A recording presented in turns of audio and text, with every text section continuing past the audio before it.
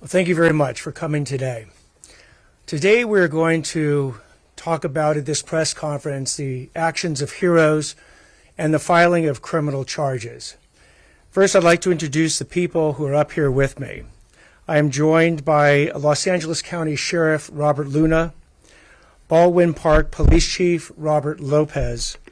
Also up here are Baldwin Park Police Officer Anthony Pimentel. We are also joined by Baldwin Park Mayor Alejandra Avila and Baldwin Park Chief Executive Officer Enrique Zaldivar. When I talk about charges, by the way, I want to make it clear that any charges I talk about are not evidence of a crime. They are just the charges that have been brought. A defendant is presumed innocent until and unless proven guilty beyond a reasonable doubt in a court of law. But I will be talking about the charges that have been filed today. These charges have been filed against Eduardo Medina-Berumen, an individual who is 22 years old. 5 different charges have been filed against them. The charge has been filed of murder in the first degree with special circumstances based on his murder of Baldwin Park Police Officer Samuel Riveros. A second charge of first-degree murder with special circumstances has been filed based on the murder of Darius Wong, 43 years old.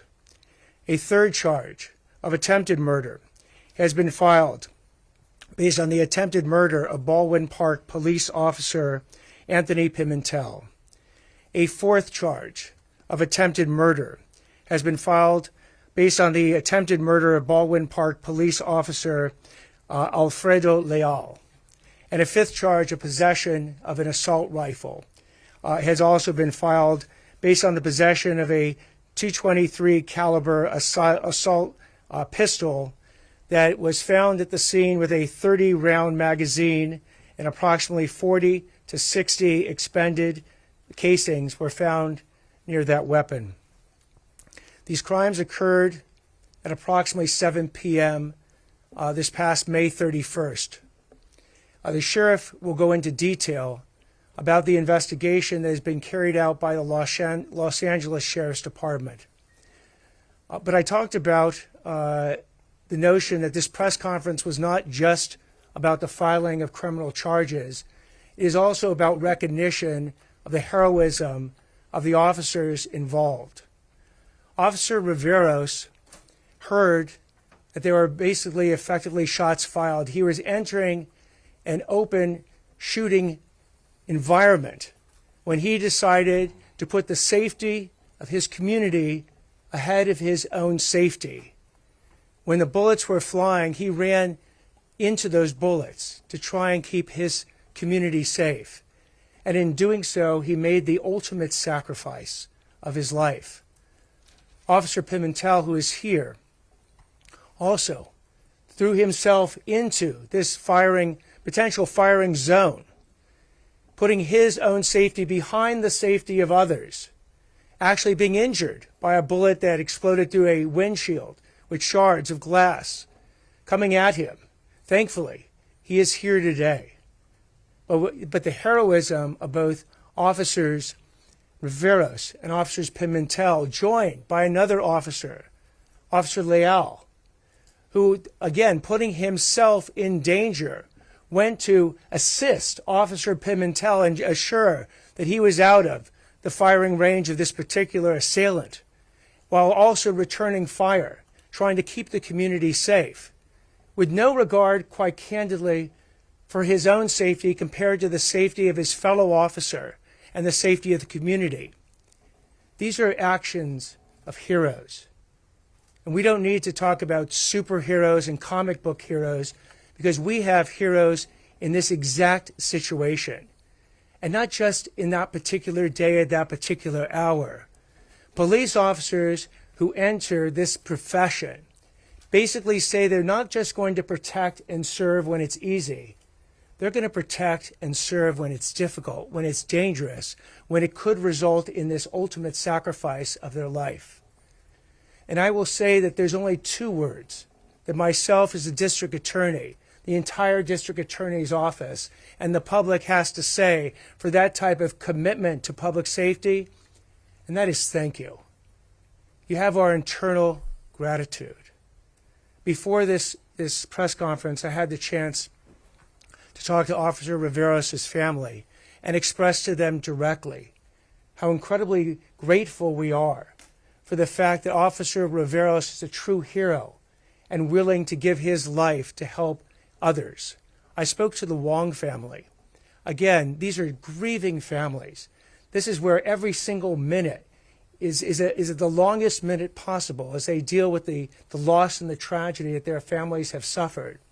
And when I was speaking with the Wong family, they wanted me to extend to the Riveros family how incredibly appreciative they were that an officer was willing to come to unfortunately, Mr. Wong wasn't able to survive, but willing to come to see if they could help him and deal with this tragedy that was unfolding in the streets of Baldwin Park. Again, it shows that the enormous gratitude that the public has, that even the Wong family has in this moment of ultimate tragedy, that they're willing to reach out to the Riveros family and say thank you. So again, this is one of the more difficult press conferences. This is the type of press conference you never want to have. But we will ensure that justice, that the sacrifice that Officer Riveros made, that Darius Wong made, that the other officers made, is honored through the justice process and bringing Mr. Berumen to justice and making sure he is held fully accountable for his actions. I'd now like to introduce Sheriff Robert Luna. Good afternoon, everybody, and thank you for being here to cover this very important but tragic story. I just wanted to start off, Mr. District Attorney Hochman, by thanking you. I don't know if you caught on. Obviously, he's very passionate. Who wouldn't be, right?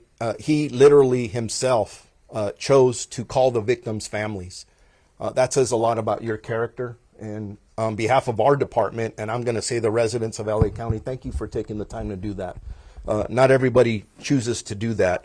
I'm going to start off by extending our condolences from all the men and women of the Los Angeles County Sheriff's Department to the hero that we're hearing so much about, and that's Officer Samuel Riveros. Not only to him, but all the members of the Baldwin Park Police Department, from their chief on down. We were with them Saturday night. Your people are extraordinary, and it's amazing to watch their professionalism, even in their most difficult time. So thank you for representing all of our professions so well. I'm very happy to see Officer Anthony Pimentel here today. And in my notes, it says, wish you a speedy recovery. But the fact you're here with us, thank God. So it's good to see you. The last time I saw him was Saturday night, and he wasn't looking this good. The trauma that he, not only the physical injuries that he suffered, but think about the mental trauma of what he witnessed. None of us get over that right away. I also want to extend our deepest sympathies to the family and friends of 43-year-old Mr. Darius Wong. The DA talked about him. He was senselessly murdered that night, we believe, by the suspect that the DA is going to be talking about. Not forgotten, he was a husband.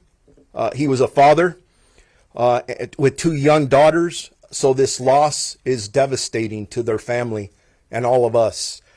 So we can't not talk about him. What I'm going to do is I'm going to take a couple of steps here and talk about what we believe happened at this time. Please keep in mind that I'm giving you the facts as we know them now. And I say facts, that's going to change. The investigation is still ongoing. We have our homicide detectives that are currently still working on the case. As a matter of fact, I wanted the detectives here with us, but they're out working the case. So a lot of the details, for example, about the weapons, they are being forensically analyzed. So that hopefully will be ready by the time we get to court. That's what we expect. But I won't be able to answer that here today just because a lot of detail. And when we give information, the standard is we have to be 100% correct. So excuse me if I can't answer specific questions. So I'm going to go back to Saturday on May 31st at approximately 7:12 p.m. The Baldwin Police Department received a report of a man armed with a rifle shooting on the 4200 block of Philhurst Avenue in the city of Baldwin Park. The call was updated as they were arriving, stating that a person was lying on the sidewalk unresponsive. That ultimately, unfortunately, was Mr. Wong. As officers Anthony Pimentel and Alfredo Leo arrived on scene first, and they were in separate cars, they were immediately fired upon by this suspect who had a rifle. An officer-involved shooting occurred at that time, and Officer Pimentel was injured as a result of the suspect's gunfire. Officer Samuel Riveros arrived shortly after, and he was tragically struck by the suspect's gunfire, and unfortunately that ended up being a fatal gunshot. Additional officers arrived on scene, located the suspect, and engaged the suspect in a second officer-involved shooting. They also discovered Mr. Darius Wong lying on the sidewalk suffering from gunshot wounds. The suspect, 22-year-old Eduardo Roberto Medina-Berumen, sustained gunshot wounds and was transported to a local hospital for medical treatment. The suspect remains hospitalized at this time in stable condition at a local hospital. I do want to throw something out here. When I describe this very chaotic scene, shots being fired, you can only imagine the chaos there. I really want to give kudos to the Air Support Bureau from the LA County Sheriff's Department who came in to assist the ground units. I have heard from several officers on the ground that they were instrumental in guiding officers to the right place so that no other officers were shot or even worse. So I just want to thank our pilot and co-pilot who were up at that time. An AR-15 style weapon with 2 high-capacity magazines was recovered at the scene.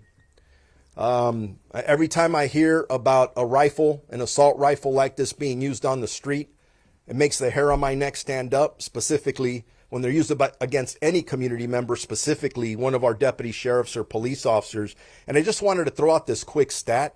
In the month of May, our department, the LA County Sheriff's Department, recovered 218 weapons throughout the county. 127 of those resulted in arrest. So our men and women are out there, and the DA described this. We're going to calls all the time.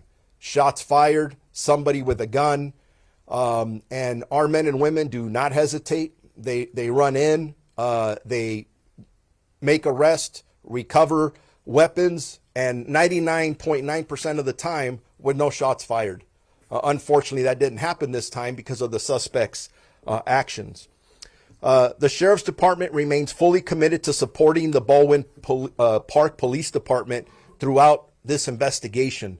From the onset, our homicide investigators and forensic teams have been working tirelessly to ensure a thorough and impartial investigation.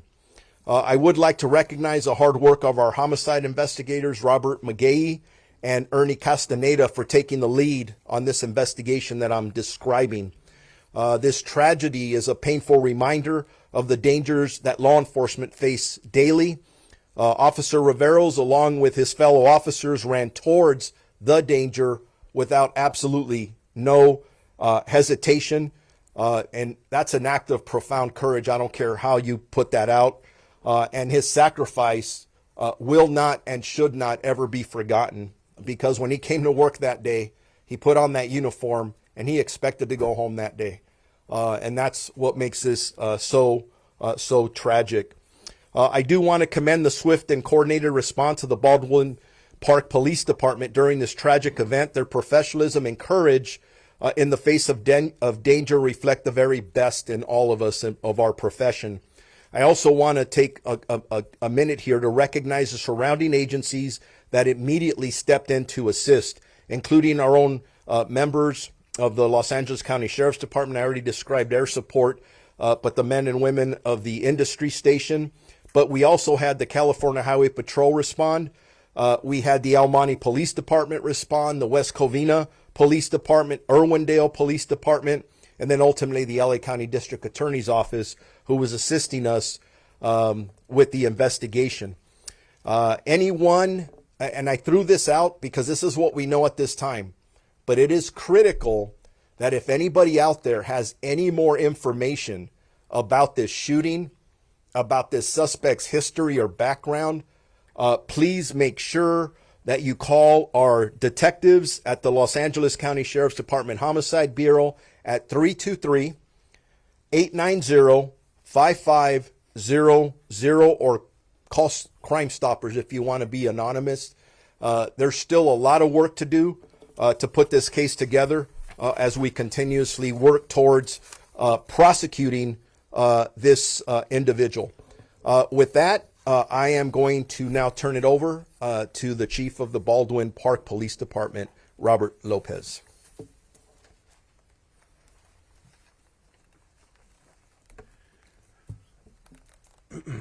As you can imagine, this is extremely difficult for me to be here in front of you to discuss Sam Riveros. Sam was a dedicated officer who represented our department with dignity and honor. In the face of danger, Sam selflessly put the safety of others before his own and gave his life doing so. He was a part of our family, and it's hard to express what a tremendous loss this is for our department and Baldwin Park. We will never forget Sam. We are leaning on each other each day in our shared grief as we move forward. And that includes the folks from the city of Baldwin Park, an amazing outpouring of support and love for us at this time of need. So I want to thank them as well. And also take the time to thank the Sheriff's Department, the DA's office, for the amazing support that they've given us throughout the days that we've been dealing with this. And for me, there's not enough words to thank everyone that's been there for us. So thank you. Thank you. So, Chief, know that the DA's office, the Los Angeles County Sheriff's Department, all of law enforcement, and the public are there for you and your officers and everyone in Baldwin Park as you go through this tragedy. And again, Officer Riveros, his ultimate sacrifice will not have been in vain. We will ensure that justice and accountability flow from that sacrifice and make sure that that occurs not just in this case, but in all cases. I also like to thank the two deputy district attorneys who will be in charge of this case, have also joined us up here. It's Michael Michelena and David Avesian. So thank you again for your efforts in this case. The sheriff and I will now take questions. After we're done, we're going to have Maria Ramirez come forward and address the Spanish-speaking audience. So if there's any questions for the sheriff or myself, yes. Are you considering the death penalty in this case? So right now, the charge is a first-degree murder with special circumstances have one of two penalties. They either have a life without the possibility of parole or the death penalty. This case will go through the death penalty review that we outlined a number of months ago. That review won't be completed most likely for a number of months, at which point we will announce whether or not we'll be seeking the death penalty. Can you talk about what the special circumstances are and when he might be arraigned and where? So the special circumstances are multiple murders, and with respect to Officer Riveros, the murder of a peace officer. The arraignment was actually going to happen today. My understanding is that there has been Mr. Berumen is still in the hospital, so there is the arraignment did not occur today. We anticipate it most likely happening sometime this week. Do we envision or do we know what the actual original circumstances was that brought the deputies there for the shots fired? Why Mr. Berumen opened fire at whom and for what reason? We know that, well, let me ask, I'll invite the sheriff to answer that question. We're still looking into that. I know that there's been reports going as far about a dispute over a parking spot. I'm here to report facts. We don't have facts yet to support that. The detectives are out there still investigating it, and as soon as we know a motive, obviously we're going to let the district attorney's office know, and at that time we'll make a decision if we put that out publicly now or we wait for the appropriate venue, which is the courtroom. Any prior connection between the suspect and Mr. Wong? That's still being investigated. Do we know the origins of the weapon? Was it legally owned? Our forensic folks are examining that weapon from one end to the other. That's obviously a question we have. Where did it come from? How did he get his hands on it? Maybe he was the appropriate owner. We don't know the answers to that yet, but we intend to find that out, all of that out. The extended mags you mentioned, are those legal to own in the state or not? Based on what I know at this time, early stage, no, but we're still examining that. All right, I'll invite one last question. I want to make sure I have the nature of the injuries correct. Obviously, you filed attempted murder charges related to the two surviving officers. Officer Pimentel was injured. Were either Officer Pimentel or Officer Leal, and I'm sorry to talk like you're not here, but were they actually hit by gunfire? Were they hit by shrapnel? Were they simply fired at? Just what was the nature of the injuries? With respect to Officer Leal, we don't believe he actually was hit by any of the bullets. With respect to Officer Pimentel, again, we're speaking about you, even though you're here. He was hit by shards of glass that came from a bullet that we believe hit a windshield or a side windshield. But again, that entire crime scene is still under investigation. Do we know actually who put down the suspect who was shooting at that time? There was a series of multiple officer-involved shootings.